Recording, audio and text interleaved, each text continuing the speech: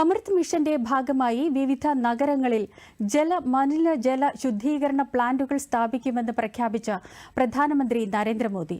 ശുചിത്വ ഭാരത ദൌത്യം 10 വർഷം പൂർത്തിയാക്കിയ വേളയിൽ ന്യൂഡൽഹിയിൽ സംഘടിപ്പിച്ച പരിപാടിയിൽ സംസാരിക്കുകയായിരുന്നു അദ്ദേഹം. പരിപാടിയിൽ 10,000 കോടി രൂപയുടെ ശുചിത്വ പദ്ധതികൾ പ്രധാനമന്ത്രി ഉദ്ഘാടനം ചെയ്തു.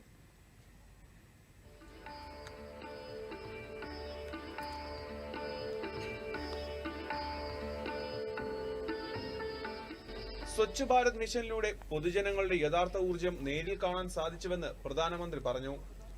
ഈ നൂറ്റാണ്ടിലെ ഏറ്റവും വലുതും വിജയകരവുമായ ബഹുജന പ്രസ്ഥാനമാണ് clean India. Swachh Bharat mission രാജ്യത്തെ സാധാരണ ജനങ്ങളുടെ ജീവിതത്തിൽ ചെലുത്തിയ സ്വാധീനം വിലമതിക്കാനാവാത്തതാണെന്നും പ്രധാനമന്ത്രി പറഞ്ഞു. പദ്ധതി മൂലം സ്ത്രീകൾക്കിടയിലെ പകർച്ചവ്യാധികളുടെ എണ്ണത്തിൽ ഗണ്യമായ കുറവുണ്ടാക്കാൻ സാധിച്ചു. സ്വച്ഛതയോടുള്ള പ്രതിബദ്ധത ആജീവനാന്ത പ്രതിജ്ഞയാണെന്നും പ്രധാനമന്ത്രി പറഞ്ഞു. स्वच्छता का मिशन एक दिन का नहीं, ये पूरे जीवन का संस्कार है. हमें इसे पीढ़ी दर पीढ़ी आगे बढ़ाना है. स्वच्छता हर नागरिक की सहज प्रवृत्ति होनी चाहिए.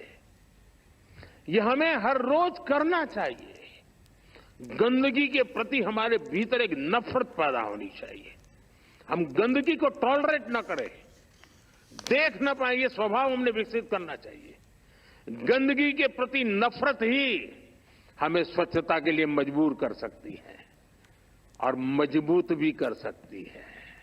1000 വർഷം കഴിഞ്ഞാലും സ്വച്ഛ് ഭാരത് അഭിയാൻ ഓർമ്മിക്കപ്പെടും.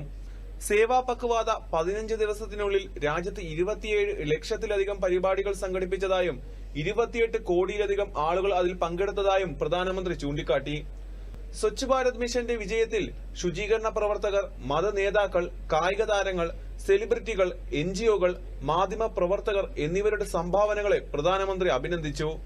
സർക്കാർ സ്കൂളുകളിൽ പ്രത്യേകം ടോയ്ലറ്റുകൾ നിർമ്മിച്ചത് ലക്ഷക്കണക്കിന് പെൺകുട്ടികളുടെ കൊഴിഞ്ഞുപോക്ക് ഒഴിവാക്കി.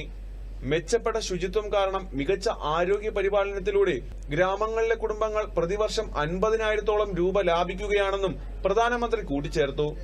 കേന്ദ്രമന്ത്രിമാരായ CR പാട്ടീൽ, മനോഹർ ലാൽ ഖട്ടർ, സഹമന്ത്രിമാരായ രാജ്ഭൂഷൺ ചൌധരി, തോഗൻ സാഹു തുടങ്ങിയവരും പരിപാടിയിൽ പങ്കെടുത്തു. സ്വച്ഛ് ഭാരത് പരിപാടിയോടനുബന്ധിച്ച് സ്കൂൾ വിദ്യാർത്ഥികളോടൊപ്പം ശുചീകരണ പ്രവർത്തനങ്ങളിലും പ്രധാനമന്ത്രി ഏർപ്പെട്ടു. News desk, Doordarshan.